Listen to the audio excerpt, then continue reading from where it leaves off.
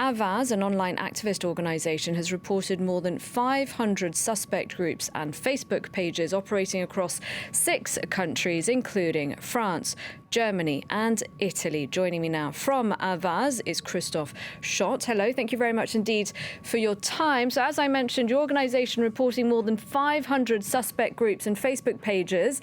How did you go about uncovering these accounts spreading fake news?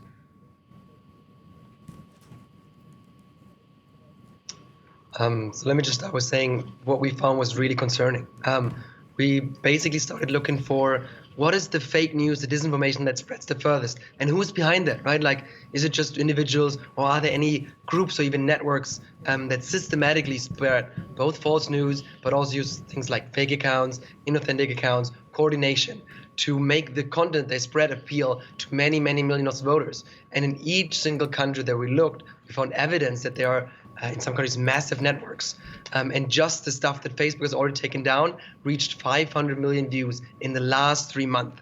Now imagine people go to the polls and they've seen content like migrants receive much more social pensions than our pensioners, and that's why they live on the streets. Or they've seen images of migrants destroying a police car, which was actually from a movie, but it's seen 10 million times in Italy. How do those people go to the ballot box without really knowing what is true and what is fake? And we believe that's a really big issue and concern for us who deeply believe in democracy and the right to freedom of speech. And who would you say is responsible for all of this fake news?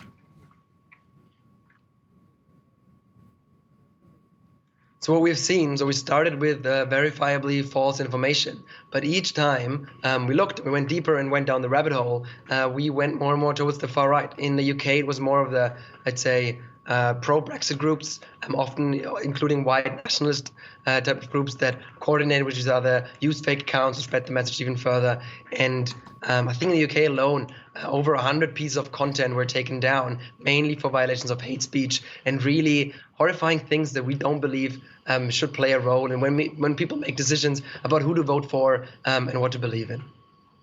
How has Facebook responded to your investigation?